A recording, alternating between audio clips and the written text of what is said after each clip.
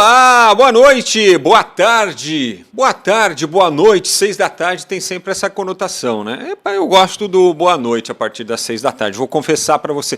Ó que frase estranha, eu gosto do boa noite a partir das 6 da tarde. Você, 6 da tarde, então é boa tarde. Mas enfim, boa noite, boa tarde. Nós estamos com o nosso Link Esporte Clube no ar nesta segunda-feira, apenas início da semana, uma semana que promete ser recheada de futebol, de bola rolando pela Sul-Americana, pela Libertadores, projetando já fim de semana que tem Campeonato Brasileiro, e aí dependendo do resultado dos resultados, né, dos clubes brasileiros na Libertadores, os jogos do final de semana ganham uma proporção, né, uma super dimensão, dependendo do resultado, e a gente vai acompanhar tudo isso agora, porque tem muita novidade no futebol brasileiro. Crise no Corinthians, é uma crise política, que pode se estender para o campo. O Rubão nem viajou para a Argentina, está com dengue, é verdade, está vetado pelo DM, não pode ficar, tem que se cuidar.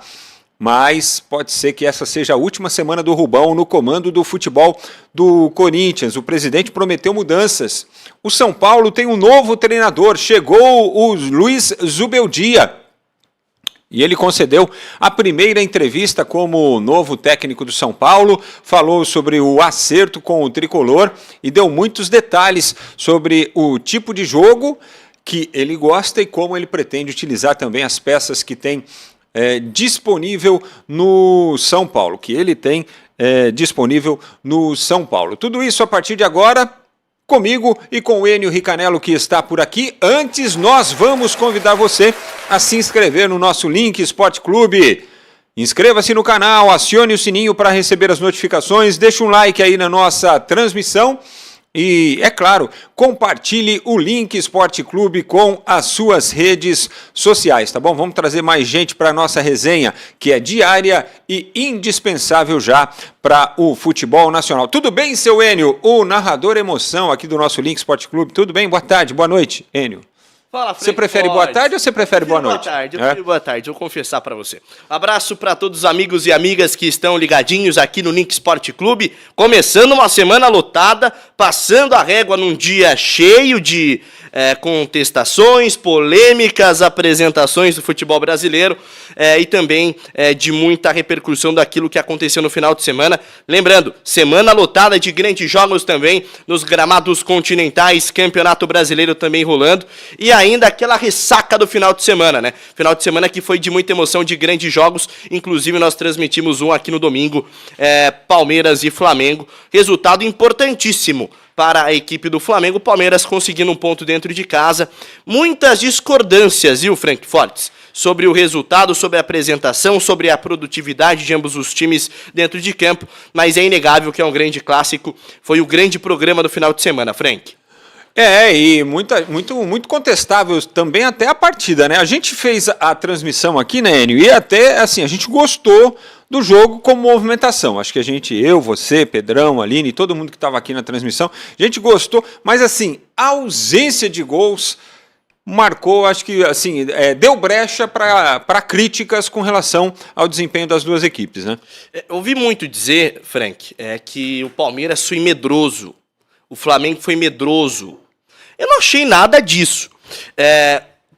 Concordo plenamente que a vontade geral da nação, não só a nação rubro-negra, mas do Brasil inteiro que estava acompanhando esse jogo, é que poderíamos ter tido um gol. Acho que sim. O Palmeiras produziu para isso, o Flamengo, principalmente na segunda metade do segundo tempo, produziu para isso também. Mas eu aceito o resultado por 0-0 por conta da eficiência da defesa de ambos os lados, né? O Palmeiras sempre tendo esse apoio defensivo muito grande, tendo nessa zaga de 3 membros, né? O Luan, o Murilo e também o Gustavo Gomes, aquela força necessária para parar um ataque do Flamengo que não veio 100% titular. O Pedro só foi entrar no segundo tempo, mudança que o Tite optou por fazer. Lembrando que ambos os times, né, têm compromissos pela Copa Libertadores no meio de semana. Então, foi um ponto importante, um ponto que o Palmeiras pode colocar na conta o Flamengo também, mas aquela falta do gol deu essa brecha. Eu acho que se tivesse um 2-1 ou 2-2, nada disso seria discutido. Eu gostei do jogo, tá? Eu achei um jogo muito interessante do ponto de vista de movimentação, de estratégia. de nível de tática. Assim, se a gente for analisar o futebol só em gols feitos, então são raros os grandes jogos, né? Ontem eu achei um grande jogo, achei um jogo positivo, seja do Palmeiras, seja do Flamengo. A chance de termos um grande campeonato de ambos é muito grande. Lembrando que o Palmeiras e o Flamengo são os grandes favoritos aí na conquista do Campeonato Brasileiro, Copa Libertadores, Copa do Brasil, são grandes elencos. O Palmeiras campeão estadual, o Flamengo também, né? Sem dúvida alguma. A gente vai falar muito aí sobre os jogos, mas vamos debruçar aí sobre a partida que a gente transmitiu ontem, Enio.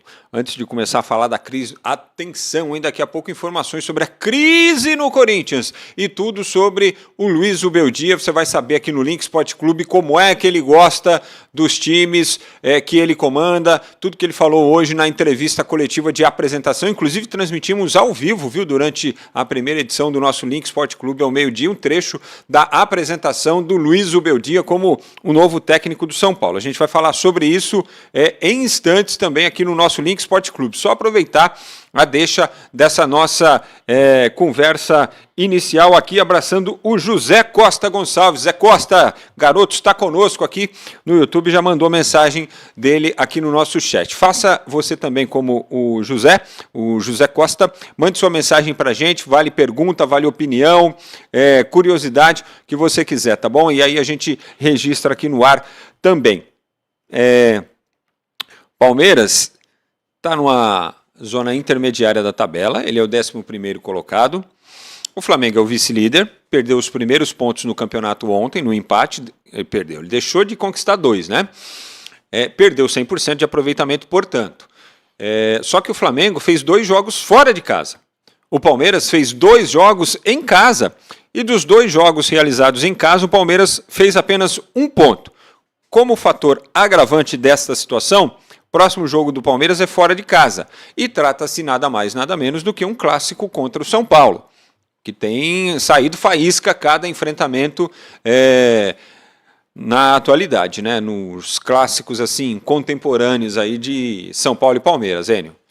Primeiro, ontem eu já disse depois da transmissão e volto a repetir para o pessoal que está ligado aqui no Link Sport Clube. Pode discordar de mim aí no chat. Quero o pessoal mandando mensagem mesmo para a gente saber qual é a temperatura da torcida do Palmeiras, da torcida do Flamengo e dos secadores de plantão, que eles são tantos, né? A gente sempre sabe. O Palmeiras deixou de ganhar 3 pontos contra o Internacional.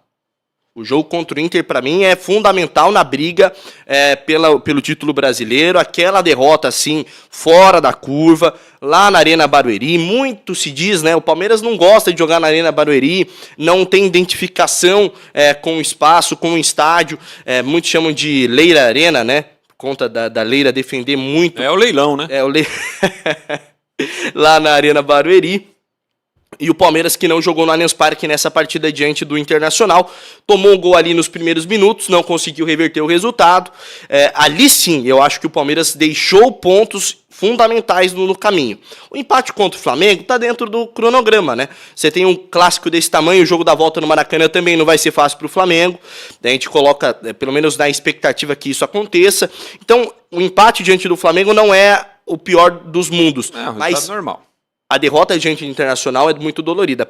Não por conta do Inter não ser uma grande equipe, não é isso. Mas do momento que vive o Internacional no campeonato. Vem mal no campeonato estadual, foi eliminado, não chegou na grande decisão. Vem mal na Sul-Americana e também teve início meio catumbiante ali, venceu o Bahia na primeira rodada e acabou vencendo o Palmeiras também na segunda. Ali sim o Palmeiras deixou de ganhar 3 pontos dentro de casa. Próximo jogo contra o São Paulo, tudo pode acontecer. Eu acho que é um clássico totalmente em aberto. O Zubeldia vai chegar, não sei se já vai treinar, a equipe já vai estar no banco de reservas, não sei, diante do Palmeiras. Depende no detalhe, a gente vai falar daqui a pouco. Pode ser um jogo complicado para se assumir uma equipe. E tanto o São Paulo quanto o Palmeiras têm jogos no meio de semana, por Libertadores. Curiosamente vão jogar no mesmo local, na mesma cidade, né, em Guayaquil. Só que o Palmeiras na quarta contra o Del Valle e o São Paulo na quinta contra o Barcelona. Tem essa questão aí, de repente, o que é que os times vão fazer na Libertadores? Palmeiras e São Paulo colocarão força total, lembrando que vale liderança do grupo, né, para ambos aí essa disputa. ou vão, de repente, dar uma segurada, colocar uma equipe mista para privilegiar o clássico da segunda-feira? Então, vendo a diferença de data, né?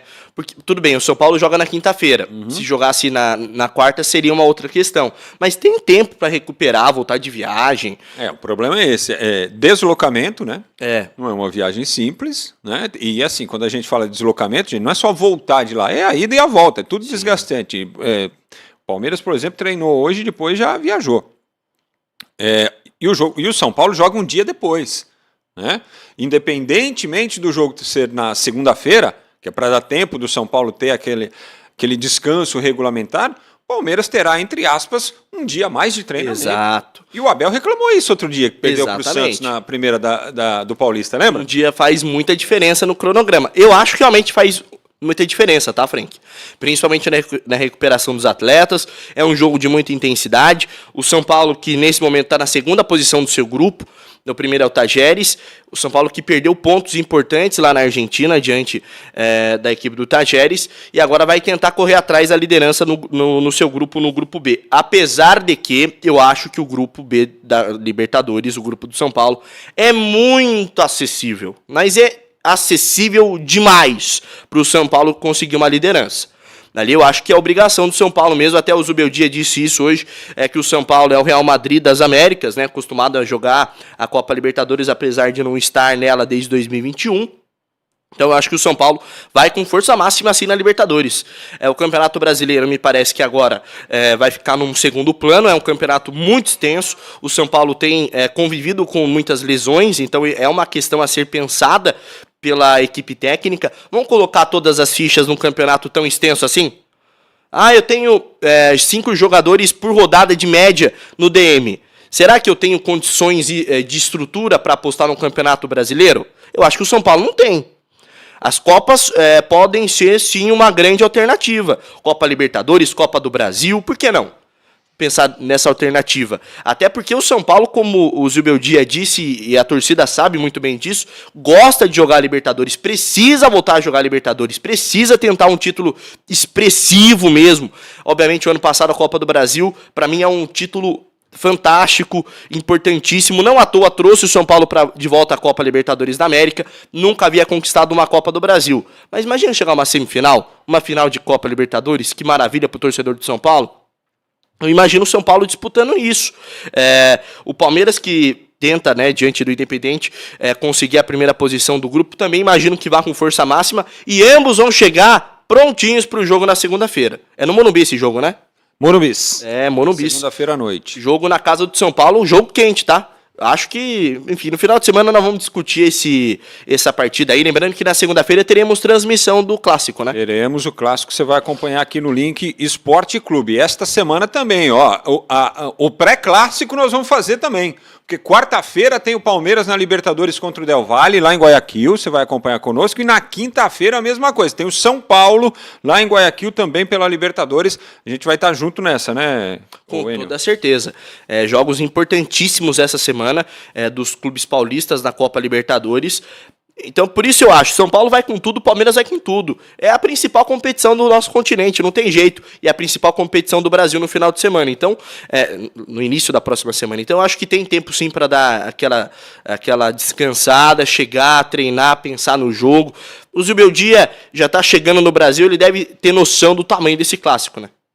O Zubeldia é assim, daqui a pouco nós vamos dar mais detalhes. Atenção, e daqui a pouco mais detalhes sobre Luiz Zubeldia e o modo de atuar que deve ter o São Paulo, como ele quer ver o São Paulo. Daqui a pouco a gente fala, hein? Mas o Luiz Zubeldia, assim, para ele trabalhar no comando do São Paulo, ele depende do visto de trabalho. São Paulo está fazendo um corre danado para que ele receba o visto de trabalho, né? E aí possa ficar no banco de reservas já na quinta-feira, né, contra o Barcelona lá em Guayaquil, no Equador.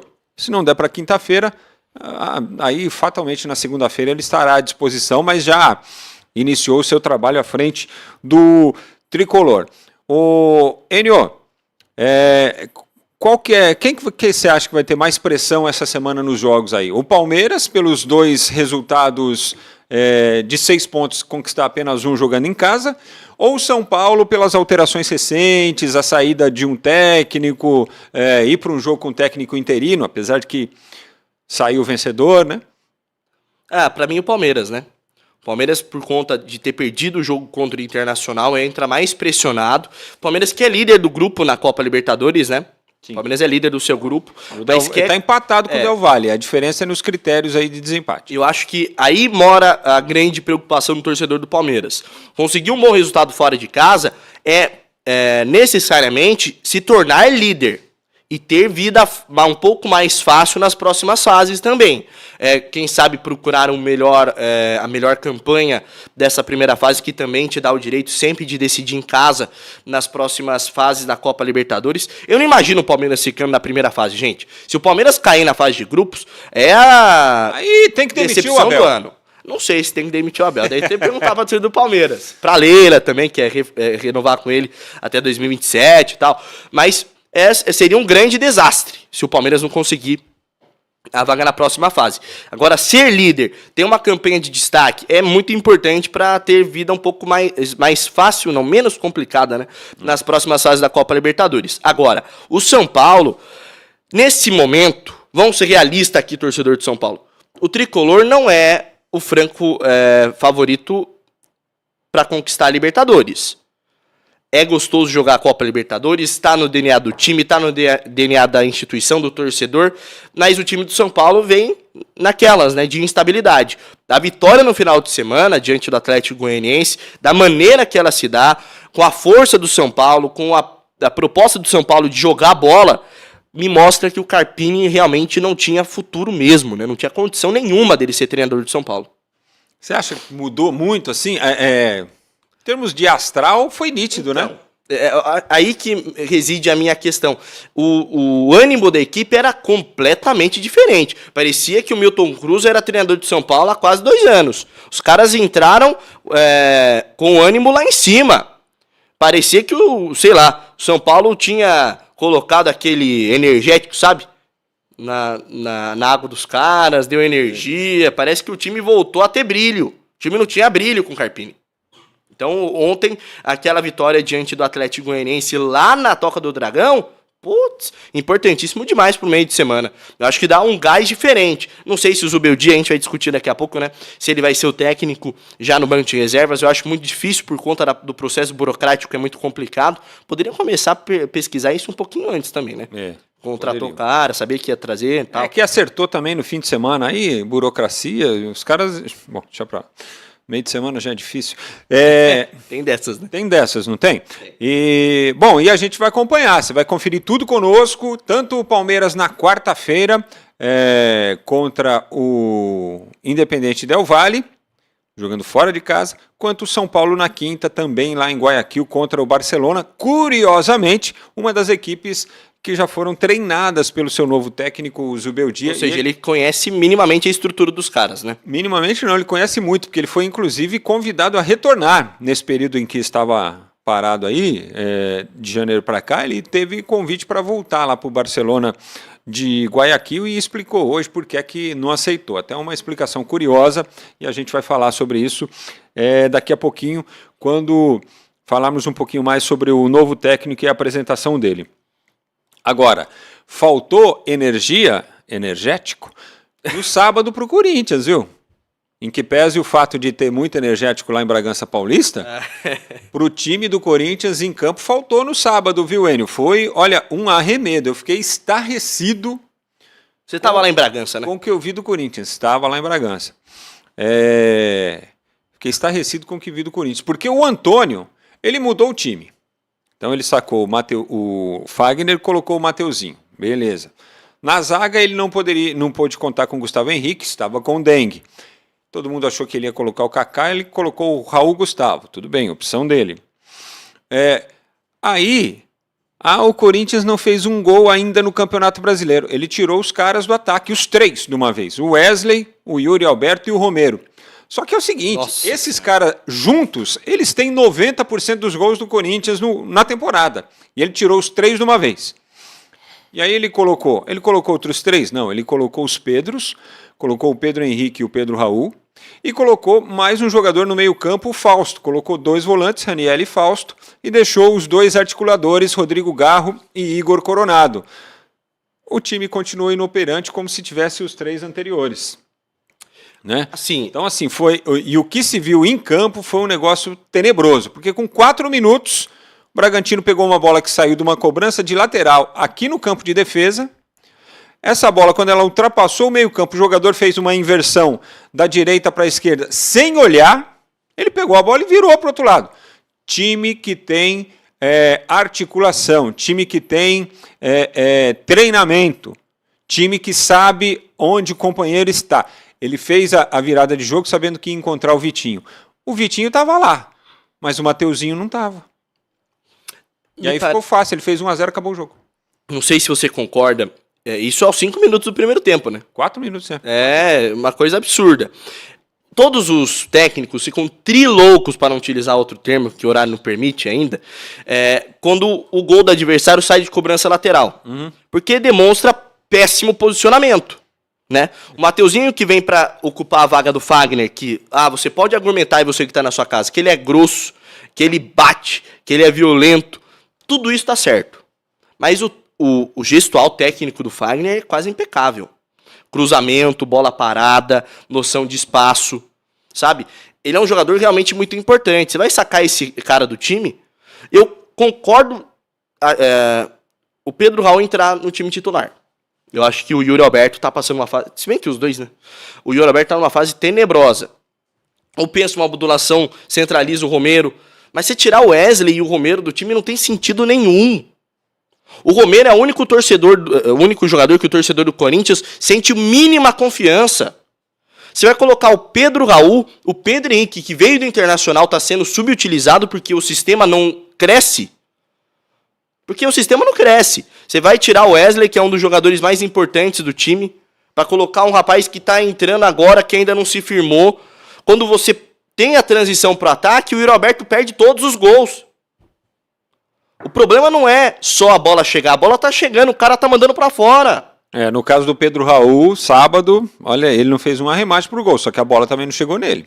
E assim, com 2 articuladores. Né? Ele terminou o jogo com os 3 que ele tinha substituído, com os 3 que ele tinha tirado do time titular, né? Ou seja, o Wesley, Romero e o Yuri Alberto, mais o Pedro Raul.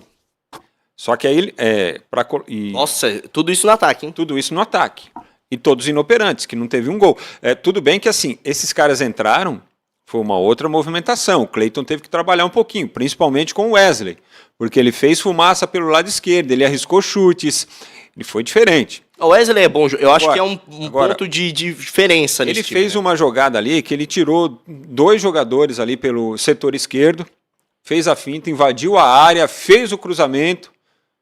Era só o Yuri Alberto empurrar para o gol.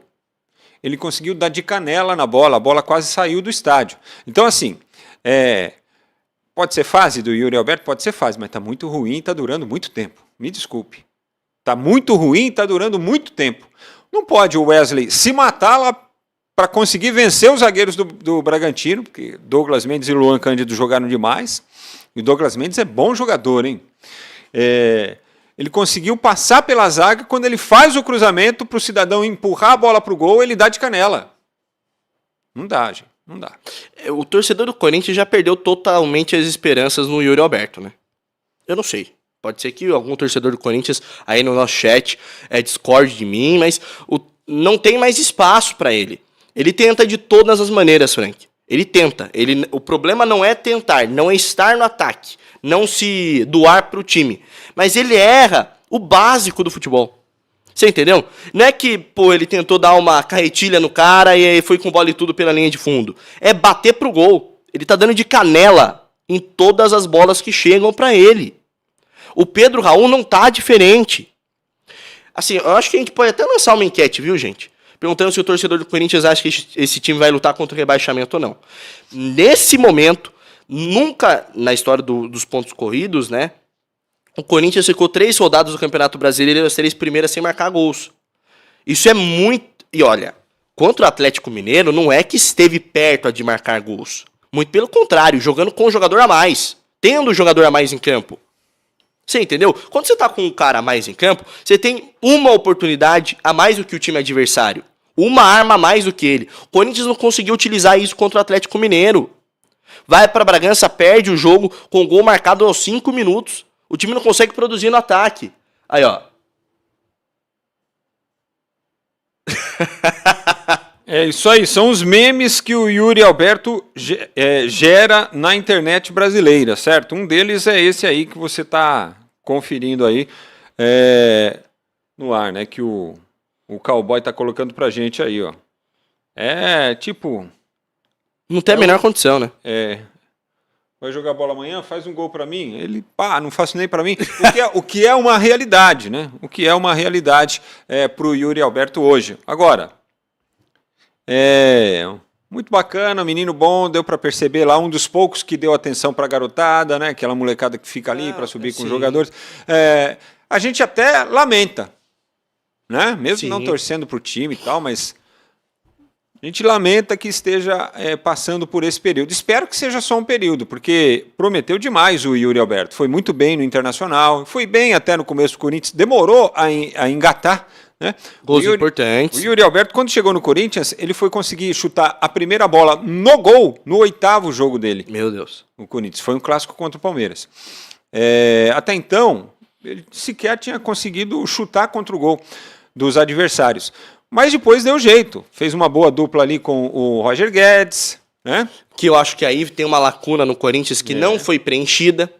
Não foi preenchido. Você tem o Romero, que é bom jogador, mas o Roger Guedes tinha um papel diferente no timão. E venderam esse cara, ele quis sair, né? Foi uma escolha dele, e não trouxeram ninguém nesse nível para reposição. O Corinthians que passou do último ano para esse, uma reformulação muito intensa. Gil foi embora, Juliano foi embora, Renato Augusto foi embora, ou seja, aquela ideia de vamos renovar o time, vamos colocar a garotada um pouco mais jovem aí, vamos contratar os caras, não tá surtindo tanto efeito assim. O time continua não produzindo, agora com uma média de idade menor, me parece que os caras que vieram não têm a mesma qualidade, que também é difícil encontrar um outro Renato Augusto, claro. aí até aceito, mas o Juliano não é tão difícil assim não. O Juliano não é tão difícil de achar. Sabe? Você trouxe o Garro, que é uma grande promessa, vai lá na Argentina, busca o jogador que não é barato. Fora as lambanças do começo da administração. E daqui a pouco a gente pode até entrar nessa crise política, né? Vamos entrar. O curioso, sabe o que é? Ainda falando da parte técnica aí do Corinthians, é que assim, você falou do Rodrigo Garro. Pô, ele chegou, deu aquela esperança, bom jogador, fez um gol importante lá contra o Palmeiras de falta. Pô, agora o Corinthians tem até um batedor de falta e tal. Pô, mas parece que já sentou naquele gol. Entendeu? E o Igor Coronado, veio de fora, primeira oportunidade dele no time do Brasil, vai dar a vida e tal. Fez uma enfiada de bola ali, para quando que ele... Nacional. Contra o Nacional, né? Tá, contra o Nacional, então esquece. Não é parâmetro. Não é parâmetro, não é parâmetro. Aí, assim, dedicado e tudo, corre pra caramba, jogou 90 minutos contra o Bragantino, porque... Mas, gente, sabe, parece que o Corinthians, assim, ele tem o Rodrigo Garro e o Igor Coronado, que deveriam ser articuladores, são jogadores que só trabalham a bola parada. Entendeu? E o resto do jogo?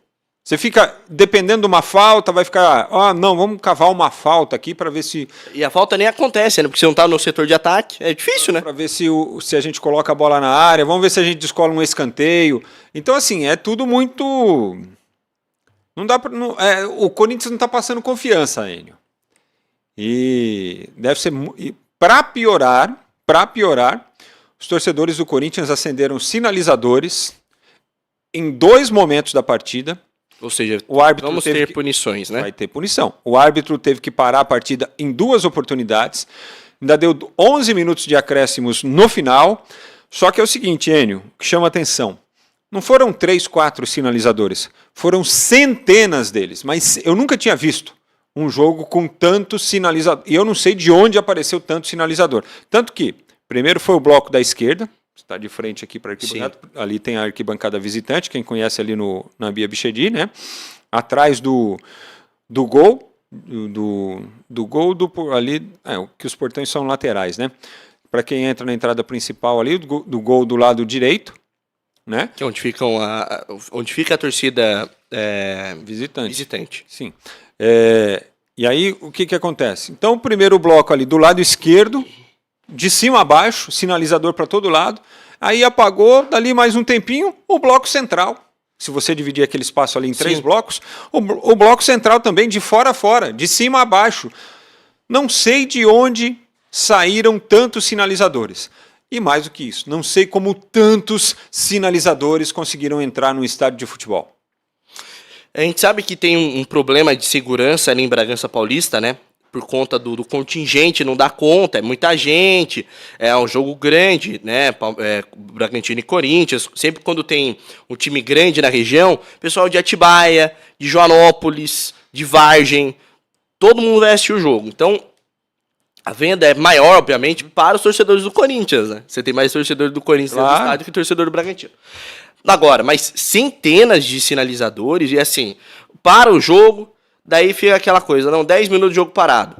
Isso não é nem positivo pro Corinthians.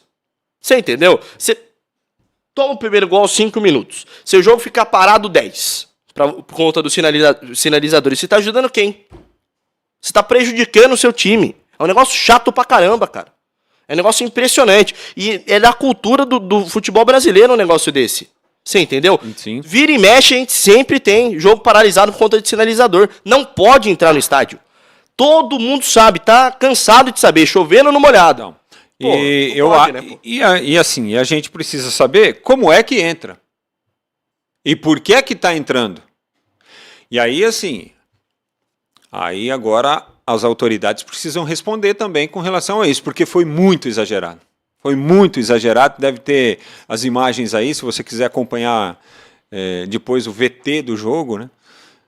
Você vai encontrar. É algo para se pensar e eu acho que as autoridades têm que responder isso também. Mas por que a gente falou isso? Porque isso vai culminar com uma punição também para o Corinthians. Porque o árbitro carregou na súmula, marcou as 2 vezes que aconteceu, o Silvio até arrumou uma imagem aí. É desse jogo mesmo, Silvio? É do próprio, né? Então é isso aí, ó. Eles têm, né, essa manifestação contra o preço dos ingressos do Corinthians, mas assim. E aí assim. Leva uma faixa, né? Eu quero protestar contra o ingresso. E aí, para isso, eu estou me sujeitando a não pagar o ingresso, porque é o que vai acontecer. Corinthians pode perder, não digo perder mando de campo, mas pode mandar alguns jogos aí sem torcida. Porque, assim, a punição ela tem que ser exemplar, porque o negócio foi exagerado, né? Aí, só para você ter uma ideia aí, olha, parece que está pegando fogo o trem. Exato. E nós acompanhamos isso em outras rodadas do Campeonato Brasileiro também, na Copa Sul-Americana. Assim, você ser contrário ao valor do ingresso, eu acho que é uma disputa e uma discussão super válida. É uma briga que o torcedor tem que encampar mesmo. Você entendeu? Tá no seu direito. Às vezes, o Corinthians tem feito muito disso, né? Cobrado valores exorbitantes para sua torcida, principalmente em noites de Copa Sul-Americana. Então, o protesto é válido. Mas leva uma faixa, filho. Claro. Sabe? Vai lá, leva um bandeirão, fala de diretoria sem vergonha. Não vai que põe faixa, o pessoal pede para tirar. Ué, faz igual faz com o sinalizador, esconde a faixa, põe só lá no meio do jogo. Entendeu? Pelo menos não prejudica o andamento da partida, se posiciona, tá certo se posicionar. Mas, pô, a gente tem tantos casos de complicações por conta do sinalizador. Inclusive, a gente vai voltar naquele caso da torcida corintiana, daquele assassinato que aconteceu dentro do estádio. Você entendeu? É uma questão super complexa. Leva lá a faixa, todo junto da torcida do Corinthians. Eu acho que todas as torcidas do Brasil estão junto dessa pedida. Mas saiba fazer, não prejudica o próprio time, sabe? Porque está prejudicando o próprio time. Não está prejudicando só a diretoria. Vamos ver como é que o STJD vai tratar essa questão aí, se vai ter punição ou não para o Corinthians. E é só mais um problema para o Corinthians enfrentar. Sim. Porque tem a questão técnica, agora tem esse problema. Deve ocorrer uma denúncia ao STJD, né, para que o STJD julgue. E aí a gente tem que procurar saber dos procuradores lá do STJD o que é que eles farão. na sessão. E tem também a crise política, que está afetando lá o Corinthians. Depois do jogo contra o Bragantino, o presidente deu uma declaração, disse que vai mudar tudo, que se é ele que tem a caneta na mão, o negócio vai ferver, ele vai ter mudança, e vai ser mudança Ele falou, se eu estou com a caneta, se a caneta é minha, então pode deixar que agora não vou mais depender de ninguém. Do tipo, vou tomar a decisão rédeas, por né? minha conta, né? E aí, o que acontece? Por que ele falou isso? Porque durante a semana, o Rubens Gomes e o Romeu Tuma Júnior, o diretor de futebol do Corinthians e o presidente do conselho, andaram tretando, né? Um atrito aí entre os dois. O Rubão deu uma entrevista ao GE, e aí falou do comportamento do Tuma Júnior, que depois veio para a mídia também, emitiu um comunicado aí, contestando o Rubão. Então existe esse atrito de poderes aí entre o Rubão, diretor do Corinthians, e o Romeu Tuma Júnior. E o presidente disse o seguinte, olha, a gente está perdendo tempo aqui, porque deveria todo mundo trabalhar para o bem do Corinthians e não ficar um provocando o outro, ou a gente brigando aqui, então agora o negócio vai mudar. O Rubão, eu não o vi junto ao presidente do Corinthians, lá em Bragança Paulista. Me disseram que ele tinha ido, mas eu acho que ele não foi por causa desse negócio da dengue, desse problema com a dengue. Eu não o vi lá no local. O presidente do Corinthians a gente viu lá em algumas oportunidades, mas o Rubão não foi visto. E aí ele prometeu então para esta semana mudanças, e essas mudanças devem passar também pelo departamento de futebol. O fato é que os dois não falam mais a mesma língua, e o Rubão, que nem para a Argentina vai, mas aí é por conta da dengue, né? O Rubão deve estar vivendo seus últimos momentos aí. E com razão, né?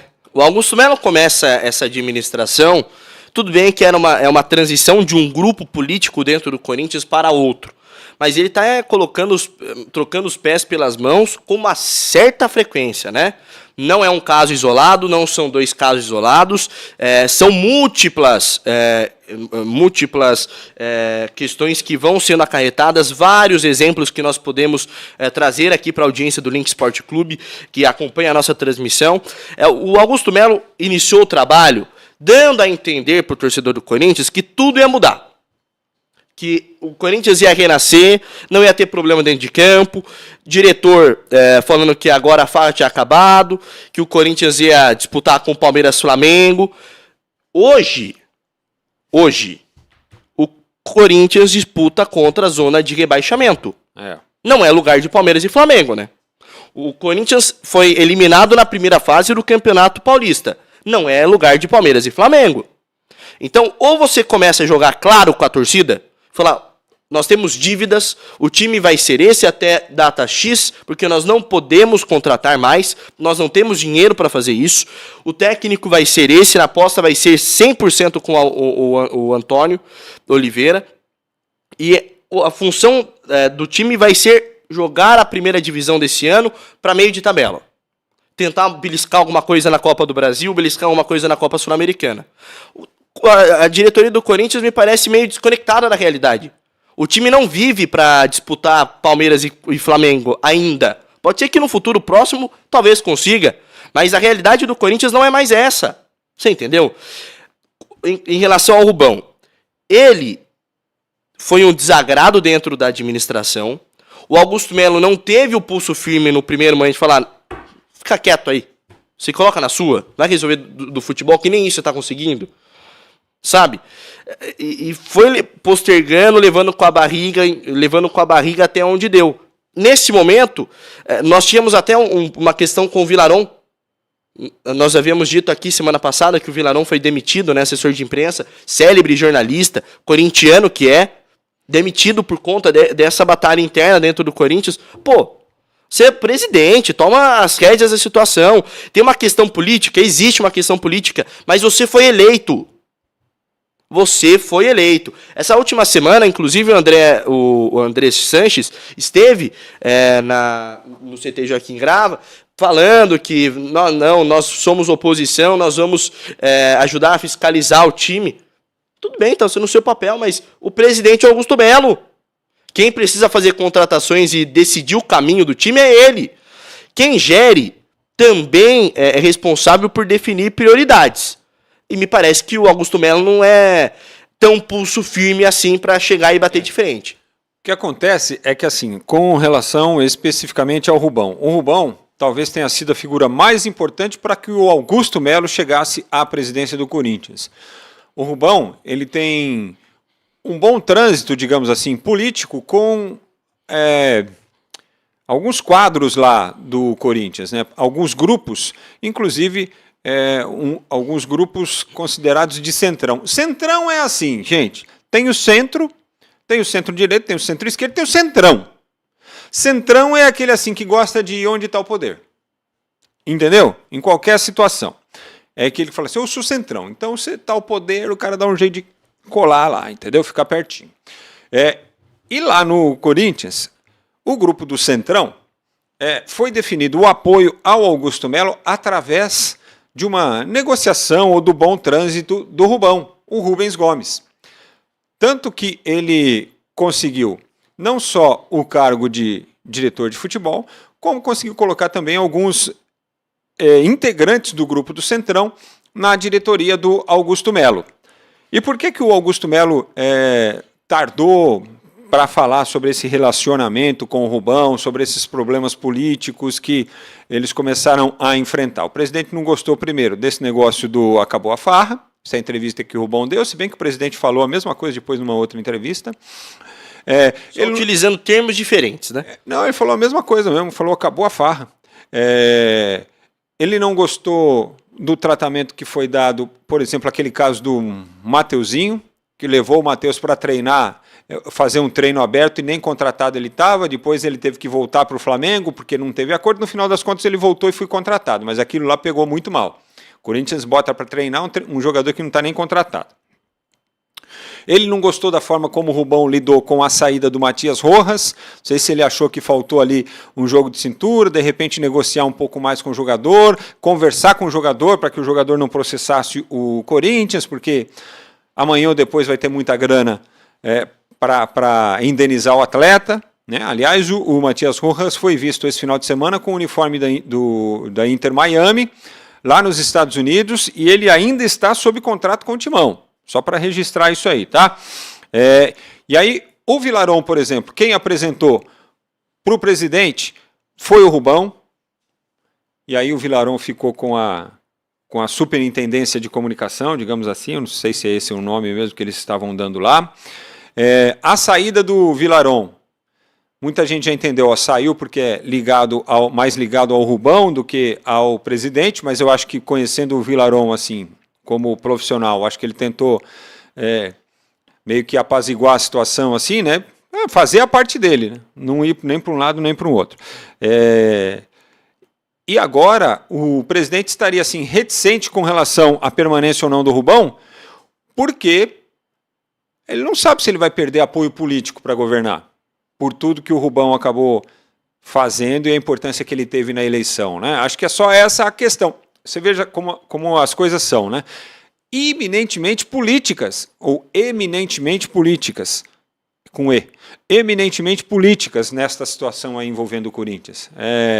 Mas o presidente tem que ser o presidente, né? Mostrar que é ele que manda.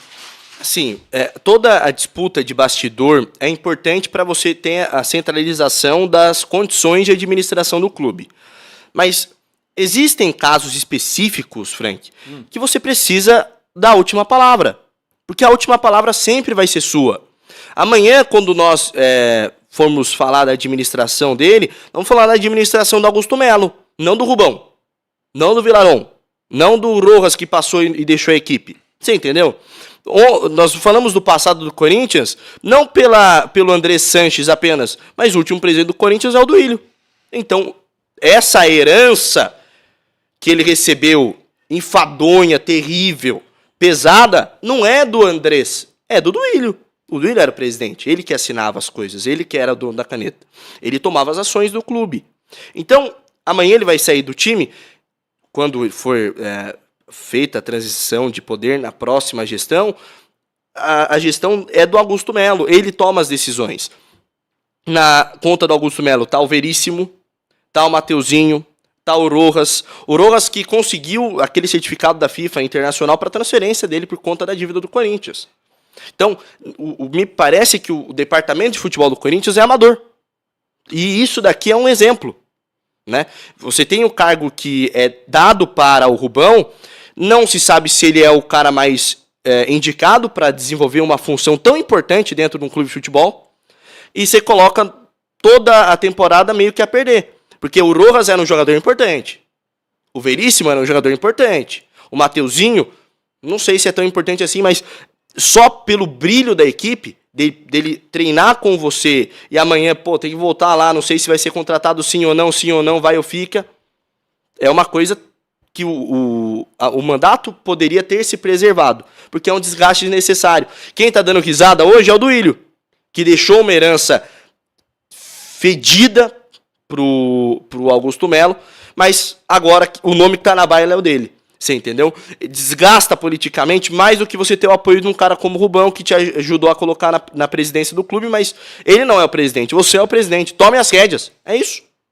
Pessoal, vou pedir para você se inscrever no canal, caso você esteja nos acompanhando agora e ainda não está inscrito aqui no Link Esporte Clube, tá bom? Inscrição agora, acione o sininho também para receber as notificações, deixa like na nossa transmissão e compartilhe o Link Esporte Clube com as suas redes sociais. Quero mandar um abraço para o Valdir Flório, ele é da Vila Brasilândia, tamo junto, valeu, Di.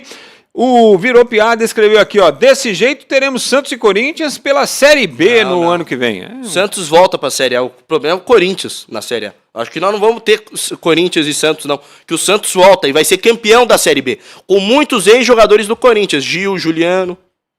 Mas é exagero falar, com 3 rodadas, falar de Série B pro Corinthians? Se continuar nesse nível de futebol, não. O Corinthians, no ano passado, lutou contra o rebaixamento, não vamos muito longe. É que nas últimas rodadas você tinha times tão horríveis quanto o do Corinthians. Vasco, Cruzeiro, próprio Santos que caiu. É esse ano mesmo no Campeonato Paulista. Não demorou muito para se livrar do rebaixamento. Você entendeu? Uhum. Na última rodada chegou aquele, sabe, café com leite. O Corinthians ser café com leite no Campeonato Paulista não é vergonhoso? O Augusto Melo não tem vergonha na cara dele? Eu teria vergonha. O homem tá nervoso. Ô, Silvião. O torcedor do Corinthians tá aqui. Temos um torcedor do Corinthians no recinto. Concorda comigo, o Silvio Luiz, que é o nosso operador? Tá mais nervoso que ele. Rapaz, tá concordando com mais inconformado que ele. Tá louco. Impressionante. Silvião, vamos mostrar os jogos da terça-feira, então, na Sul-Americana, porque o Corinthians tem jogo. E aí, na Sul-Americana, pelo menos, tá liderando o grupo, né? Só que o jogo é lá no estádio Diego Armando Maradona, lá em La Paternal, contra o Argentino Júnior. Às 7 da noite tem União La Calera e Cruzeiro, lá no Chile. Depois tem o Deportivo Garcilaso contra o Cuiabá, essa partida às 9. Esportivo Trinidense e Nacional de Potosí, esse jogo é do grupo do Fortaleza, às 9 da noite, no Paraguai. Argentino Júnior e Corinthians, partida das 9h30 da noite, lá na Argentina. E o Alianza contra a Universidade Católica do Equador, também às 9h30. O Alianza Petroleira, que o Cruzeiro conhece bem, né? Ah, sim. Bom, colocou no mapa, né? Além de Argentino Júnior e Corinthians, o que você destacaria mais nesses jogos aí da terça-feira? O Cuiabá, né? O Cuiabá que não começou tão bem no Campeonato Brasileiro, mas está indo bem na Copa Sul-Americana. O Cruzeiro entregou para Deus, né? Cruzeiro entregou para Deus. Conseguiu perder pontos importantes diante de times que a gente nem conhecia. Empatou com o Católica e depois empatou em casa com o Alianza. Você entendeu? Tipo, dentro de casa, dentro do Mineirão, sem empatar com um time desse... Não, depois de estar vencendo por 3-0. Exato. Tipo, tomar 3 gols naquela distância de tempo. A gente estava conversando em relação aos times do Campeonato Brasileiro, né? O elenco do Cruzeiro é um ponto muito negativo. É uma situação bem complexa. A SAF, que o Ronaldo comprou, trouxe o time para a primeira divisão, conseguiu conquistar o título da Série B, tá tudo certo. Chegou aqui, na primeira divisão do Campeonato Brasileiro, é lutar para não cair todo o tempo, toda a temporada, cara. Será que não tem um dinheirinho para comprar alguém um pouquinho melhor, para tentar, sei lá, dar um ânimo para esse time? Será que o Ronaldo não consegue bater Vamos trazer alguém lá... Pior que não tem como nem trazer do Valladolid, porque o Valladolid também tá numa draga danada, né? Todos os times do grupo do Ronaldo de mal a pior. O Cruzeiro, gente, é um gigante do futebol brasileiro. É um time que tem torcida no Brasil inteiro, sabe? Tem história, títulos. O final de semana, a partida contra o Atlético Mineiro, deu dó. Não é que o Cruzeiro segurou o Atlético até o... No primeiro tempo, o jogo estava resolvido. Voltaram para os últimos 45 minutos de tonto. Já tá resolvido. Se o Atlético quisesse colocar time inteiro reserva, colocava. Você entendeu? Para mim, hoje, a situação do Cruzeiro é a seguinte: seja eliminado da Copa Sul-Americana, aceita a eliminação da Copa Sul-Americana e foque no Campeonato Brasileiro. Mas aí nem em segundo lugar dá para vislumbrar aí? Não, até porque só as melhores campanhas dos segundos colocados vão para a próxima fase. O Cruzeiro não tem campanha para ser primeiro, imagina segundo esse grupo fraco. Bom, e o Cuiabá sem o Daverson, hein? O Cuiabá que penalizou o Daverson, né, por medidas disciplinares, a gente sabe, menino maluquinho e tal. O Cuiabá que não vem bem no Campeonato Brasileiro, né, cara? Todo mundo tava apostando muito no Cuiabá, foi até na final da Copa Verde, colocou o time reserva, é bem verdade, mas não vem bem também na decisão. Eu espero um Cuiabá forte diante do Garcilasso, mesmo que seja fora de casa. Eu acho que é uma competição que o Cuiabá vai olhar com bons olhos nessa temporada. Lembrando que o Cuiabá tem na sua história nunca ser rebaixado para a Série B, né? Veio Série C, Série D, Série C, Série B e Série A. Cometa. E tem uma estrutura fantástica lá no coração do Brasil. É um time que é muito carinhoso. Eu espero que retome um bom campeonato brasileiro e que faça uma grande Copa Sul-Americana. É muito importante ter esses brasileiros na segunda maior competição do continente. Bom, e o que é que a gente pode esperar de Argentinos Júniors contra o Corinthians? Difícil, né? Porque também tem oscilado. Parei para pensar, mas é difícil. Porque não tá que conseguiu perder diante na primeira rodada do Argentino Júnior. Vou pegar aqui a informação. Num grupo que não é tão complicado para o Corinthians, mas o Corinthians tem a possibilidade de se complicar num grupo fácil, nesse momento. Por conta da falta de futebol que tem demonstrado o Corinthians. Em teoria, gente, todos os times brasileiros eram passar com facilidade na Copa Sul-Americana, tá? O nível da Copa Sul-Americana é muito baixo. Não apresenta grandes competições internas. O Argentino Júnior, que nas últimas rodadas da Copa Sul-Americana, conseguiu perder pontos diante do Racing, né? O Racing de Montevidéu. Apanhou em casa do Racing. Apanhou em casa. Então eu espero que o Corinthians tenha uma vida fácil diante do Argentino Júnior. Mas o problema é que esses caras... fácil. Como? Não tá fácil ter vida fácil. Não tá fácil ter vida fácil. Ainda mais com o argentino. Porque os caras entram contra times brasileiros, parecem que vai disputar a final de Mundial, cara. O Argentino Júnior, inclusive, vai ter que realmente disputar a final de Mundial, né? Porque se perder diante do Corinthians, dá adeus a qualquer tipo de chance de ter vaga na Copa Sul-Americana. Cara, eu acho que o Corinthians ganha por 2-1. Não, 1-0, vai. Porque fazer 2 gols com esse time aí vai ser difícil.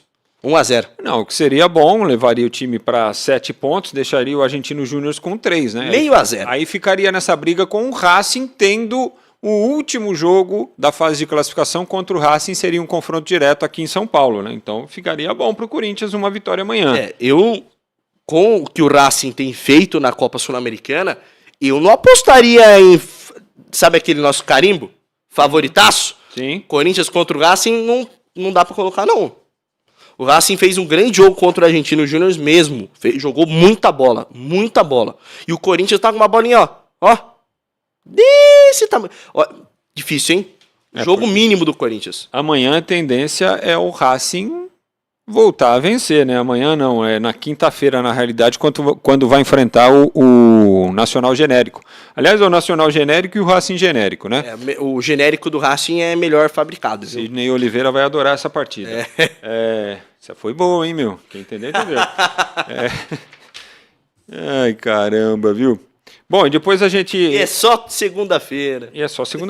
Mas aí nós teremos mais jogos na quarta, também na quinta-feira. Daqui a pouco a gente vai passar para você a lista dos jogos da Libertadores na terça-feira, para a gente falar um pouquinho também. Porque agora, no embalo aí de falar do Corinthians, queria falar um pouquinho do Bragantino. Essa equipe que vai jogar também no meio de semana, né, pela Sul-Americana, e que hoje é líder do Campeonato Brasileiro. Com os resultados. Tira print, né, cara? Eu diria. Mas, assim, são apenas 3 rodadas, né, Enio? mas fez 2 jogos em casa. Olha a importância que eu falo dos jogos em casa. Fez 2 jogos em casa e venceu os 2. Contra adversários que tem e terá sempre uma dificuldade para se enfrentar. Vasco da Gama e Corinthians. Né? Apesar de que tem vantagem aí, acho que são 8 jogos contra o Corinthians que o Bragantino não perde, sequenciais aí. E é sempre muito difícil jogar em Bragança Paulista, principalmente para os 4 grandes de São Paulo. Santos, Palmeiras, Corinthians e São Paulo nunca tem vida fácil em Bragança. É impressionante o que o Bragantino gosta de jogar contra os rivais do estado. Mas pontos que podem ser fundamentais numa disputa por Copa Libertadores. Sim. Porque eu não sei se você se lembra quando o time foi vendido lá para a organização de energéticos. 2019. O Marquinhos Chedi, que era então presidente do time, falou: não, nós vamos ser campeões da Libertadores. Certo, exagero, mas a ideia do Bragantino é frequentar a Copa Libertadores com regularidade. Então, não sei se vai ser campeão, mas nós vamos jogar a principal competição do continente, entendeu? É um time que já bateu o final de Copa Sul-Americana, foi por detalhe que perdeu diante do Atlético Paranaense, naquela decisão, lá no Uruguai, no Estádio Centenário, inclusive. Mas é um bom começo de temporada.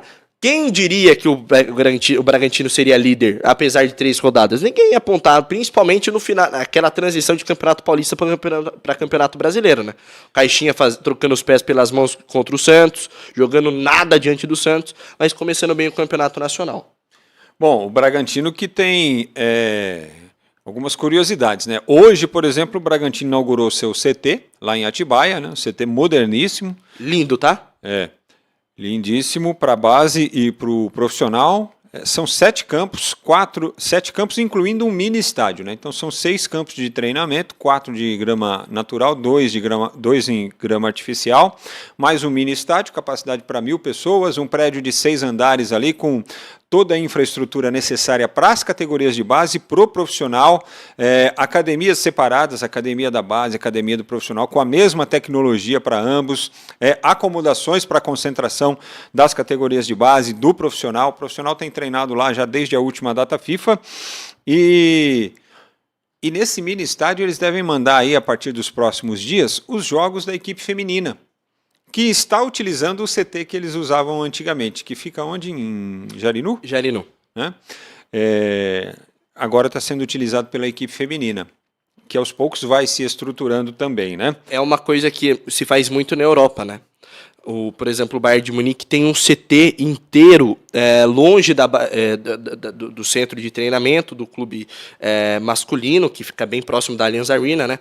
Mas com 7, 8 campos, negócio absurdo. E a tecnologia também empregada dentro da estrutura é fundamental para melhor produção dos atletas, para a revelação de novos nomes, que é o escopo, né? A ideia do clube, que é um clube empresa, pegar jogadores aqui do Brasil, ter essa comissão interna dos outros times, o Salzburg, por exemplo, pegar os caras daqui e já levar para a Europa, sem ter intermediário, sem precisar vender para outro clube, você entendeu? Para fazer ainda mais dinheiro, para otimizar o valor desses atletas. Então, ter uma categoria de base bem estruturada é fundamental para o Bragantino, até aqui no Brasil, disputar títulos grandes.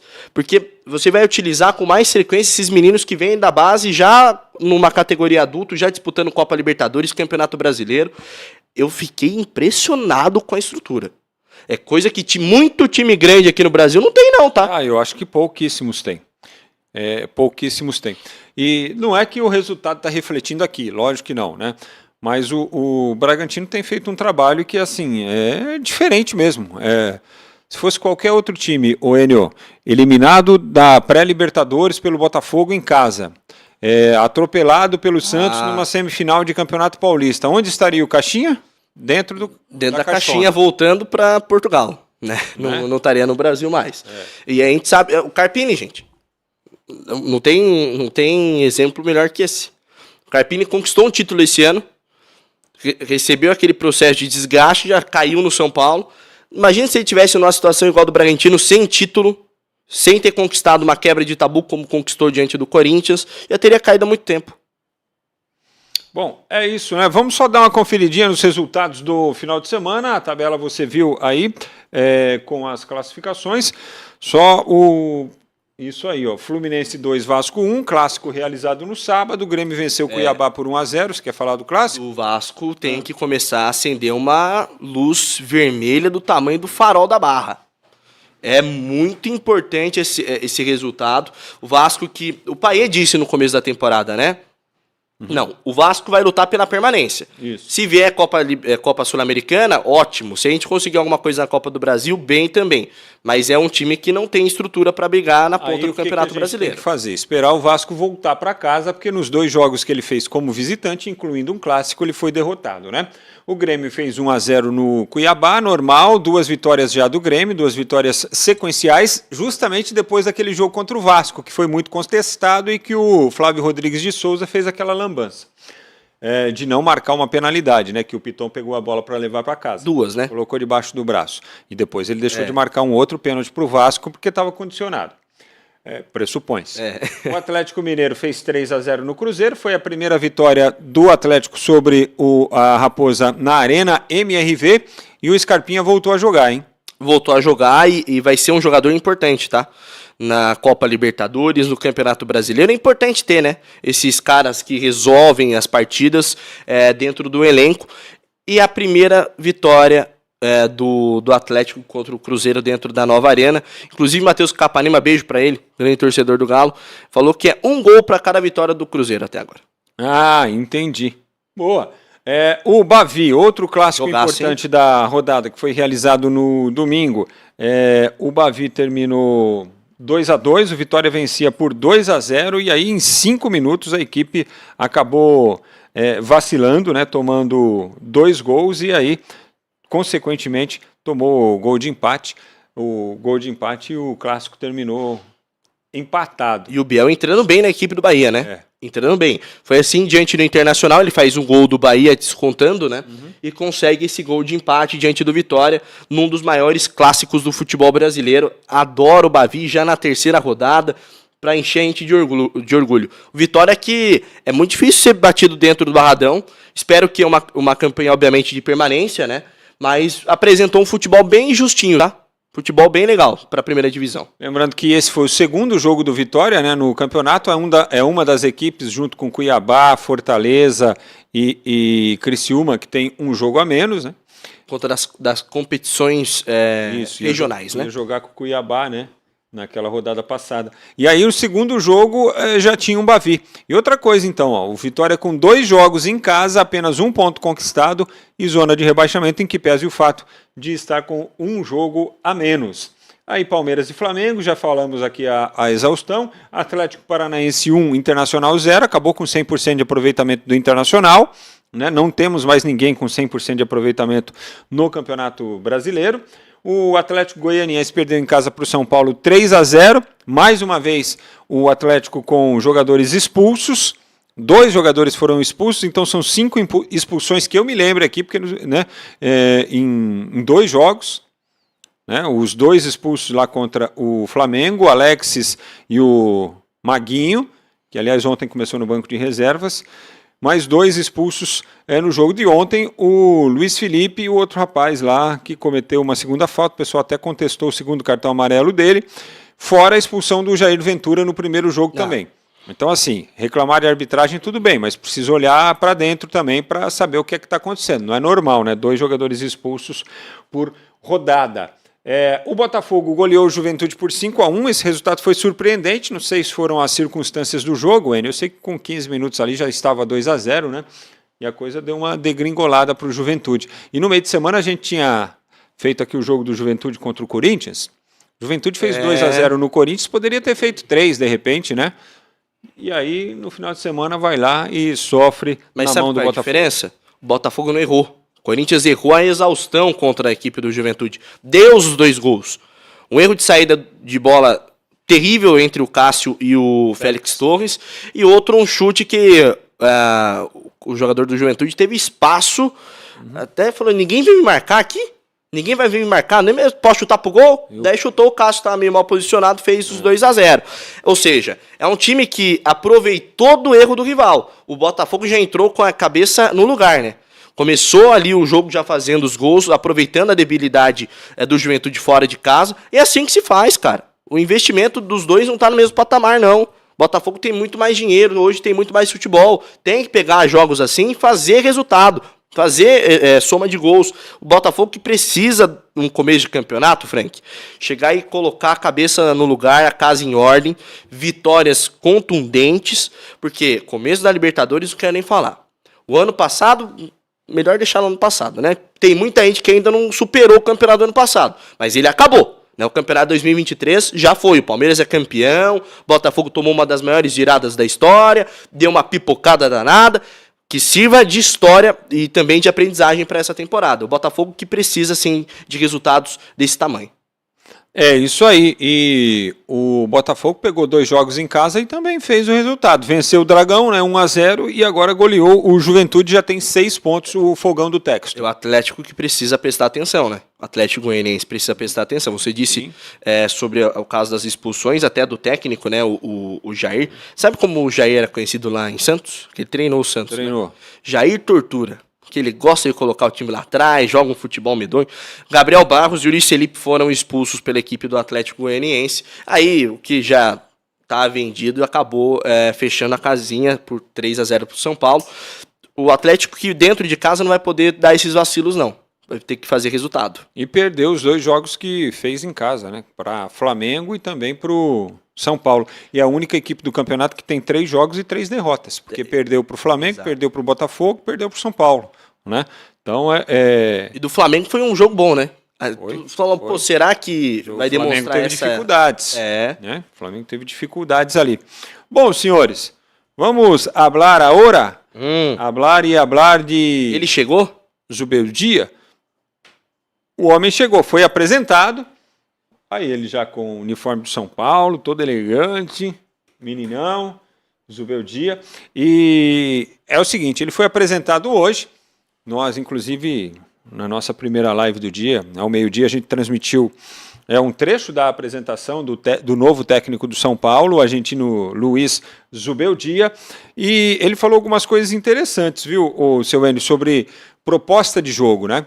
Ele diz o seguinte, eu com a minha comissão técnica, nós temos alguns conceitos dos quais a gente não abre mão, do tipo, eu gosto de ter jogadores versáteis, e acredito que a gente tem aqui no São Paulo jogadores que se encaixam, que se enquadram nessa filosofia. Ele disse que tem acompanhado o Campeonato Brasileiro nos últimos anos, e mais do que isso, ele falou que percebeu em algum momento aí dos enfrentamentos com a LDU, São Paulo e LDU, que ele disse que enfrentou 2 vezes São Paulo. O ano passado, né? Ele falou, eu entendi que foram em 2 eliminações, em 2 mata-matas. Eu lembro desse, né, o do ano passado. Que ele venceu o primeiro, depois perdeu o segundo, ganhou nos pênaltis. Que ele diz o seguinte, eu percebi que em algum momento meu futuro poderia estar aqui, porque foram jogos muito difíceis, eu gostei da competitividade, ele usou a expressão que foram partidas renhidas, até usou essa, eu falei, nossa, achei que essa expressão era tão portuguesa, né?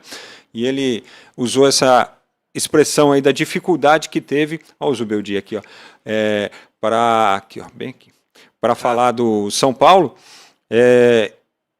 falou que resolveu com a diretoria aquilo que tinha de problema, né, no começo do ano. Falou, a primeira coisa que eu fiz quando eles me ligaram foi esclarecer o que aconteceu lá no começo do ano. Não sei porquê, eu acho que ele não sentia, ele não explicou assim o que era, ele não abriu, né, mas pelo que deu a entender, ele falou que naquele momento ele não tinha condição de atender o São Paulo, por isso que ele achou melhor ser sincero naquela ocasião, mas que ele entendia que essa hora ia chegar. Bom, sobre o futebol, a bola rolando, seu Enio, ele diz o seguinte, eu gosto desses jogadores versáteis, por quê? Porque eu tenho alguns conceitos e eu acredito que dentro de campo eu quero jogadores que possam, aí ele já no treino, né, do São Paulo, já no primeiro treino do Zubeldia, no CT do São Paulo, eu quero jogadores que eu possa alterar o modelo de jogo dentro de campo, sem precisar alterar as peças. Ou eu quero jogadores que tenham essa versatilidade de se adequar às necessidades de cada jogo, de cada modelo de jogo que a gente tem. E eu acho também que quando ele fala dessa versatilidade, é porque ele gosta de, não de improvisar, mas de buscar alternativas aí, dependendo das características do jogador. Sabe aquele técnico que olha o jogador e fala, pô, mas esse volante aqui me daria um bom lateral direito? Eu acho que ele é desses caras aí, entendeu? Só não pode tentar inventar a bola, né? Principalmente nesse primeiro momento. Porque tem disso. Aí o pessoal começa a chamar de professor Pardal. O Zubeldia que chegou em Guarulhos, né, parecia uma estrela do rock. Rapaz, de óculos escuros, sabe? Me lembrou até o Fito Páez, que é cantor argentino, enfim. Chegou o técnico do São Paulo, vai ter uma responsabilidade danada, porque o time internamente me parece muito rachado, apesar da vitória diante do Atlético Goianiense. Me parece que muito daquela energia estava concentrada no Carpini e falou, vamos mandar o Carpini embora. Foi junto a energia. Não sei, mas se ele realmente pensa no São Paulo como uma equipe muito versátil, ele vai ter que olhar para o banco de reservas. Eu acho que o Lucas não tem tanta versatilidade assim. Ele está citando quem? O Camis Rodrigues? Não pode, né? Ele falou do São Paulo como um elenco, né? Mas ele falou, pensando dentro desse elenco... Mas ele falou que ele conhece o elenco, que ele viu o elenco e que ele acha que dentro deste grupo ele tem jogadores com qualidade suficiente para fazer as coisas do jeito que ele imagina. Ele e a comissão técnica dele imaginam. Ele, pelo que eu entendi, ele passou que ele viu essa versatilidade no elenco do São Paulo. Aí o estilo dele. Bonitão, Zubeldia. Quem é o cantor? Que é o cantor. Parecia até um show de rock and roll no Rock in Rio. Mas falando sobre a equipe e a disponibilidade tática que ele vai tentar utilizar, foi assim na LDU. É um time que joga bola, que muda o jogo. Gente, nós falamos do Johan Julio. Se ele fez o Johan Julio jogar, ele consegue tirar leite de pedra. Porque o Johan Julio, pela madrugada, né? O jogador muito fraco tecnicamente, só tinha velocidade, às vezes nem velocidade conseguia empregar no Santos, foi para a LDU, começou a jogar bola, foi campeão com a LDU, e uma coisa em relação ao primeiro convite que o São Paulo fez, ele sai da LDU como campeão, o Zubeldia. Tinha tudo para continuar no time, trazer o time para Libertadores, como conseguiu a vaga, preferiu sair da equipe. Até no dia que ele chega em São Paulo, aqui em Guarulhos, né, ele fala, não, era uma questão pessoal. Não sabe se dizer se era uma questão familiar, enfim, mas foi uma questão pessoal dele. É sabido que outras equipes procuraram ele, até do futebol brasileiro. Quando cai o técnico do Atlético Mineiro, quando o Filipão sai, o Atlético chegou a pesquisar sobre o Zubeldia. Ele disse não naquele momento. São Paulo entrou em contato, ele aceitou. E disse que fechou em 5 minutos. Isso. Foi 5 minutos. Foi uma coisa rápida, né? Tipo, pelo jeito ele já conhecia a equipe, como você bem trouxe, né? O que ele disse na entrevista coletiva. E conhecia mesmo, eliminou o São Paulo na última Copa Sul-Americana. Um time que tinha Guerreiro no ataque. Não é um time que era um primor tecnicamente, mas não brilhava os olhos. Não brilhava. Mas a estrutura que ele montou fez com que os caras jogassem bem. E aí que vem a minha grande confiança no trabalho dele. Os jogadores do São Paulo, você colocar no plantel, é um plantel muito qualificado. Né? Não é para ser campeão brasileiro, mas também não é para ser eliminado do Novo Horizontino. É um time que ali tem os seus jogadores muito interessantes, uma estrutura do São Paulo que precisa ser melhorada. Eu acho que ele vai chegar e conversar em relação a isso, principalmente a fisiologia. Não dá para você implementar um trabalho tendo 5 desfalques por rodada. Não tem técnico que trabalhe desse jeito. Pode trazer o Pepe Guardiola. Ele vai precisar dos caras.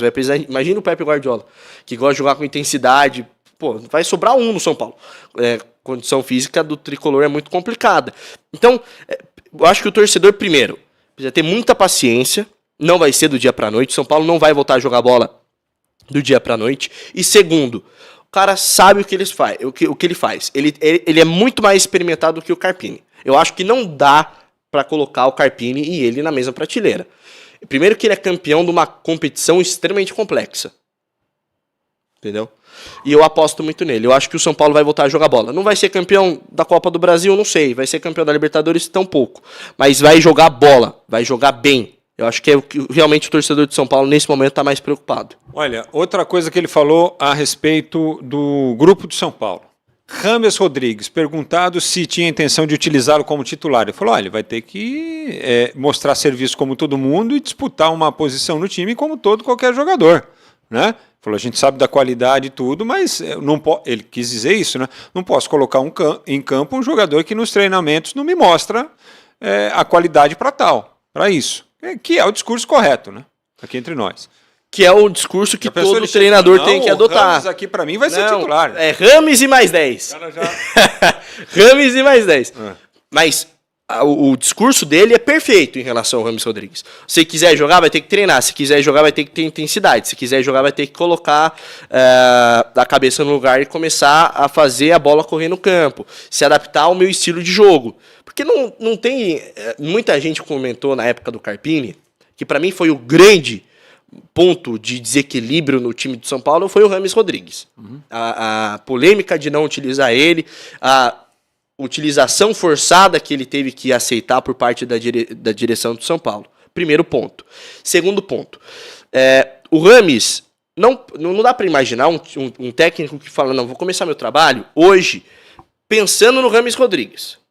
Eu vou recuperar o futebol do Rames Rodrigues. Então, eu vou montar uma estratégia de futebol que sirva sempre o Rames Rodrigues 90% do tempo, 90 minutos do jogo. Não dá. Porque, primeiro, ele não vai jogar todos os jogos. E quando o Rames não estiver no seu time, você vai fazer o quê? Vai mudar totalmente a tática dos caras? É a lógica. Ele chegou falando o que todo técnico tem que falar. Agora, amanhã, a diretoria do São Paulo está pagando um salário gigantesco para o Rames. Se não colocar ele como titular, e aí? Vai ter paciência com ele? O torcedor vai chamar ele de burro também? Então, me parece que às vezes falta muito bom senso nessa tratativa entre diretoria, treinador e torcida. A torcida vai fazer o seu papel de ser passional, de ser apaixonada. A diretoria tem que ser racional, né? A diretoria tem que pensar e também dar cobertura para um técnico que ainda é muito jovem. A gente viu nas fotos, é um cara que é jovem, é mais experimentado que o Carpini, mas tem os seus poréns também. Garotão também. Garotão, pô. Chegou de óculos escuros. Quem não tem colírio usa óculos escuros, cantava o Raul Seixas. José Newton já dizia. Olha só, e ele falou também a respeito de uma possível busca por reforços. Ele foi perguntado, né, se ele indicaria jogadores. A resposta dele eu achei também fantástica. Calma lá, estou chegando agora. Conheço a maioria dos jogadores aqui, mas deixa eu conhecer o elenco completo. Tem muitos jogadores da base que estão aí jogando também, né? Não vou chegar aqui e ficar indicando 3, 4, 5. Né? Vamos trabalhar com o que a gente tem aqui. Não indicando o Johan Julio. Não sei. Aí... Pra mim já é um começo fantástico do meu dia. Aí já não garanto. Pelo amor de Deus. Mais ali na frente, não sei. A gente vive conversando em relação à base do São Paulo, né? Alguns jogadores vieram da base, o Igor Vinícius, o Igor Gomes, que agora está no Atlético Mineiro. Muitos desses jogadores sofreram uma pressão danada por parte da torcida, tá? E muitas das vezes também os treinadores cederam. Não vou usar o cara porque a torcida tá xingando, a torcida tá vaiando, tá pegando no pé, não tem como colocar o cara em campo, não vai ser legal. Primeiro a sacar era o jogador que vinha da base. Eu acho muito importante você fazer essa mescla. Porque, primeiro, o São Paulo tem muitos desfalques, né? Segundo, você está criando jogadores que podem ser valorizados no mercado. O Lucas tá aí. O Lucas é um exemplo disso. O Lucas foi, me parece que é a última grande revelação do São Paulo. E ele fez fama internacional, deu muito dinheiro pro clube, na venda, na contratação. Hoje, voltando já numa outra fase da vida. Então, assim, muito importante ele falar da base, ponto positivo para ele. E outra, não prometer grandes contratações e internalizar isso. Eu tenho esse time, eu tenho que fazer esse time jogar. Amanhã o São Paulo vai pro mercado, se for pro mercado, aí é outra conversa. Vou indicar os jogadores que eu acho necessários para esse estilo que eu quero implementar para o meu time. Mas primeiro ele precisa organizar a casa. Não adianta trazer muitos móveis novos se você já tem uma casa cheia dos móveis e alguns estão quebrados. Aí você vira um acumulador e fica sem espaço para ninguém. Não é assim. Você entendeu? Olha, eu vou te falar, pelo menos em termos de discursos, o Beldia está aprovado. Tá. Pelo menos meu... Estudou bem. E outra coisa, ele foi em várias respostas, ele disse o seguinte, falou, a gente tem 3 ou 4 modelos de jogo, conceitos de futebol que, assim, a gente não vai abrir mão. A gente não vai abrir mão e a gente entende que tem jogadores aqui no grupo do São Paulo que se adequam a esses modelos, que são suficientemente capazes de se encaixarem dentro desses modelos que nós vamos propor, sem perder a qualidade de jogo e sem alterar suas características. Sabe? Né? Então, assim, ele é um cara que se propõe a desenvolver mais o jogador, na realidade. Fala, ó, você está fazendo um negócio aqui, então você vai fazer isso, essa função e mais essa função. Ou você vai fazer isso desse jeito, que é o jeito que você já faz, mas eu vou te trazer uma nova observação aqui. Você pode fazer também dessa maneira. Né? Então, me pareceu um técnico preocupado em acrescentar, em agregar o jogo dos atletas. O Zubeldia tem essa ideia de uma nova classe de treinadores, né, de mudar a tática no meio do jogo. Então, se o meu time precisar começar a se defender, mas sem mudar atletas, sem mudar as peças, né? Adaptar esse sistema, até o Abel Ferreira faz isso às vezes, o Mourinho fez muito disso, o Pepe Guardiola gosta um pouco dessa escola, mas é um pouco mais cético em relação à mudança tática no meio do jogo.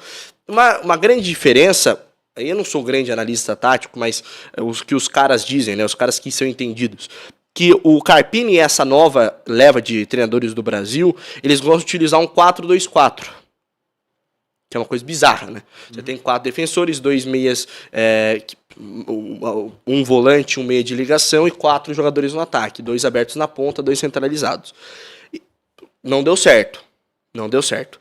Agora ele vai ter todo esse material de estudo do que fez o Dorival Júnior, que a mudança de elenco foi pouca de um ano para o outro, o que fez o Carpini deu errado com o Carpini e vai tentar implementar o que é dele. É um grande estudioso, Zubeldia. É aí que vem uma grande diferença dele pro Carpini. Ele estuda demais o futebol. Ele entende demais do jogo na prática e também demonstrou que melhor dizendo, na teoria e também entende muito na prática. Eu acho que pode dar um casamento legal. É por isso que eu estou muito confiante nesse novo passo da diretoria do São Paulo, nesse novo técnico no Zubeldia, se ambientando, leva tempo, não é do dia para a noite, mas o resultado pode ser muito positivo. Muito bem. Olha só, a gente falou bastante então do Zubeldia, o novo técnico do São Paulo, e a gente vai trazendo as atualizações aqui, né, para saber se ele vai ter condição de já na quinta-feira treinar a equipe ou não. São Paulo busca aí o visto de trabalho para o seu novo técnico, a gente vai acompanhar isso também. Ó, inscreva-se aqui no nosso canal, no Link Esporte Clube, acione o sininho para receber as notificações, deixa like pra gente na nossa transmissão e também compartilhe o Link Esporte Clube com as suas redes sociais para trazer mais gente para debater, discutir, resenhar o nosso futebol, tá bom? O Zubeldia, então, pode estrear na quinta-feira pela Libertadores, mas antes da quinta, vamos mostrar para vocês os jogos da terça-feira, as partidas que abrem a terceira rodada da fase de grupos da Libertadores 2024, ó. Nesta terça-feira, nós teremos Caracas e Rosário Central, jogo lá na Venezuela às 7 da noite. Já rolando, portanto. Esse jogo aí é amanhã, né? Amanhã, é verdade. Esse jogo aí Terça-feira, estamos na segunda ainda. Começando a semana já pensando amanhã, rapaz. Ó o menino acelerando, Silvião. Aí não dá. Aí, ó, seguinte, jogo do grupo do Galo, né? Do grupo do Atlético, isso aí. Que vem muito bem, inclusive, na Copa Libertadores. Isso, 100% de aproveitamento. Os dois já foram entubados pelo Galo. Estudiantes e Grêmio, às 7 da noite, também desta terça-feira. Atlético Mineiro e Penharol. Olha aí a próxima vítima, ó. Às 9 da noite desta terça-feira. O jogo é lá na Arenona, na Arena Galo, MRV, pô. É nóis, Galão. Liverpool e São Lourenço. Jogo do grupo do Palmeiras, também amanhã às 9 da noite. Às 9h30 tem Colo-Colo e Alianza Lima, jogo lá em Chile, ou no Chile. No Chile, jogo lá em Colo-Colo, e em Santiago, obviamente, e o Júnior de Barranquilha em Barranquilha, e o Júnior em Júnior recebe a LDU de Quito, a Liga Deportiva Universitária. Bom, aí eu acho que assim, não é porque são brasileiros não, mas são jogos de Grêmio e Atlético os principais da noite da terça-feira, né? E um jogo difícil do Grêmio, difícil, encardido do Grêmio. Joga em La Plata contra o Estudiantes, é sempre terrível. E um estádio lindo, né? Nossa, que estádio fantástico tem o Estudiantes lá em La Plata. E normalmente viram uma panela de pressão. Os caras cantam do primeiro... O time tá tomando de 5. Tá lá cantando. Tá vencendo de 5, tá lá cantando. É impressionante. E vai ser uma baita pressão pra cima do Grêmio. Um desafio importante, tá? O Grêmio que vem mal pra dedéu na Copa Libertadores. Perdeu as duas, né? Do The Strongest e também do Atipato. E tem o Estudiantes pela frente. Meu Deus, que fase. Não será fácil, né? E o ponto fora da curva foi aquela derrota lá para o Atipato, né? Aí complicou tudo para esse jogo. É realmente o imponderável futebol clube, porque o Atipato não tem nível para jogar com nenhum dos times brasileiros e conseguiu arrancar uma vitória contundente diante do Grêmio. Não foi uma vitória, a bola escorregou ali, não. Foi uma vitória importante. Ô, seu Enio, nós estivemos acompanhando aqui do meio para o final da tarde a participação de John Textor em depoimento na CPI do futebol, que tá CPI das apostas, CPI da manipulação de jogos, que o senador Jorge Cajuru está comandando lá em Brasília, né? E o Textor, entre outras coisas, falou que já apresentou as provas, que já tinha apresentado as provas para um órgão de justiça desportiva, que foi o STJD no ano passado, e aí os caras não fizeram conta, que já entregou tudo isso para a justiça, e ele se realizaria uma sessão secreta também para que ele pudesse externar coisas que na oitiva, que foi uma babação de ovo, para falar a verdade. Parecia que o cara era um popstar, era um astro de, sei lá, de rock, um ator famoso de Hollywood. Muito obrigado, o senhor vir aqui e tal, não sei o quê. Aquele jogo contra o Botafogo, o Adrielson não podia ser expulso. Você acredita que até isso a gente ouviu no discurso dos senadores que eram chamados para fazer perguntas, mas faziam discursos políticos e não perguntavam porcaria nenhuma. E aí, seu Enio, você acompanhou aí um pedacinho da oitiva, o que você achou? Da oitiva, né, que normalmente por protocolo você escuta quem vai lá depor, né? Você escuta no caso lá para ouvir. Inclusive, o protocolo da casa diz que o Romário, que é o relator do caso, ele poderia ter direito a 30 perguntas, ele fez 10.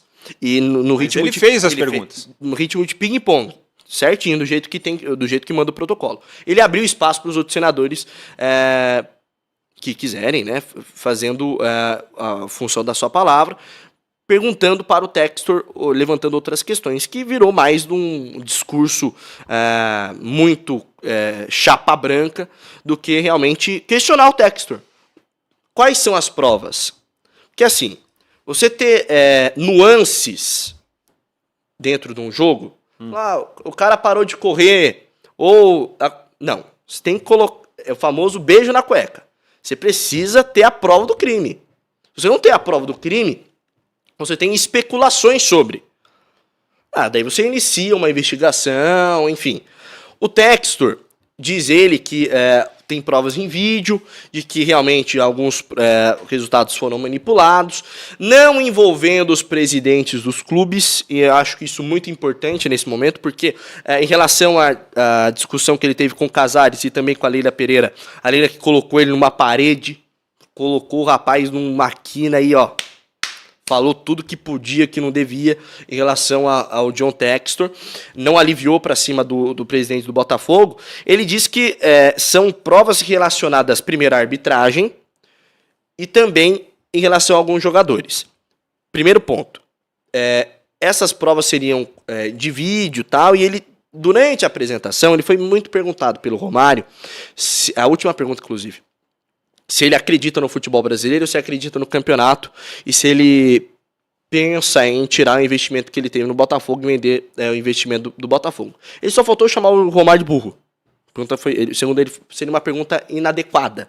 Por que não dizer uma pergunta burra? Segundo o tradutor lá da TV Senado. Um clube que arrecadava, por exemplo, eu vou chutar um valor, 50 milhões, agora você está com a arrecadação de 70 milhões, não tem necessidade disso, mas são pontuações em relação à estrutura do futebol, que sim, são bem-vindas, que sim, são importantes, mas uma acusação deste nível, desta dimensão, você precisa pesar muito as palavras que você vai utilizar. Porque uma vez que você não tenha o fato crime, a comprovação deste crime, fica difícil você ficar levantando a idoneidade dos atletas, a lisura do processo. Acho sim que a CBF tem N problemas, N questões. Inclusive, uma delas foi abordada durante a oitiva, né? De uma casa de apostas ser uma patrocinadora da CBF. Esse foi um dos pontos levantados. Bom, é esquisito? Posso até dizer que é esquisito, mas não é crime. Não tem crime nisso. Você precisa comprovar que, efetivamente, o dono da casa de aposta interfere nos resultados. É isso. Chegar aqui hoje, você é a CBF, o Frank Fortes, você é o dono do Campeonato Brasileiro. Eu chego lá para patrocinar o campeonato, na teoria eu estou exibindo minha marca. Eu não estou interferindo nos caminhos do campeonato, certo? Uma relação de publicidade é essa. Agora, uma vez que esteja comprovada a interferência, aí é uma outra situação. Mas até ser comprovada, tudo fica nessa... eu tenho provas, mas eu vou apresentar numa sessão secreta. Ou seja, nem uma sessão secreta, sabe o que quer dizer dentro do regulamento interno? Nem os funcionários da Câmara podem, do Senado, melhor dizendo, podem ter acesso à sessão plenária. Então, tudo que for discutido lá dentro não vai chegar a público. Uma outra questão, e agora só para encerrar, é que ele disse em relação à tecnologia. Não, nós podemos colocar N câmeras dentro do estádio para analisar comportamento de jogador. Então quer dizer que então eu tenho que colocar 11 robôs de um lado e 11 robôs do outro. Ou eu faço jogo de videogame. Porque o ser humano ele pode hoje produzir muito bem e amanhã produzir muito mal. O time dele produziu muito bem e produziu muito mal. Nosso metabolismo, ele funciona como um mecanismo, mas ele não é mecânico, né? Exato. As nossas peças você não encontra nem no autopeça, nem nas empresas de informática. Olha só, Enio, quero agradecer a sua participação, dizer que estaremos juntos aí nos próximos dias também, né? Amanhã, quiçá, às 18, para mais um Link Esporte Clube, né? Agora o senhor está integrado, hein? Rapaz, um abraço para você, Frank Fortes. Valeu. Tamo junto. Silvio Luiz, o Cowboy, um abraço para você, meu amigo. A toda a nossa audiência. Hoje. A hora que você meteu um daqui a pouco, já começou, ele caiu da cadeira. Grande Silvio, um homem que corre atrás de tudo. Opa! Aí. Valeu, Silvio. Valeu você também, aqui no meio agora, né, Silvio?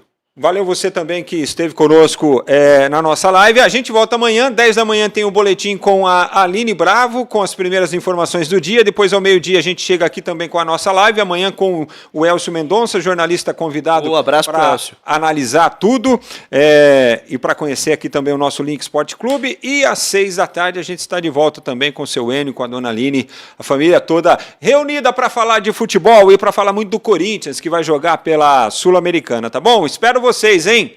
Até lá, tchau.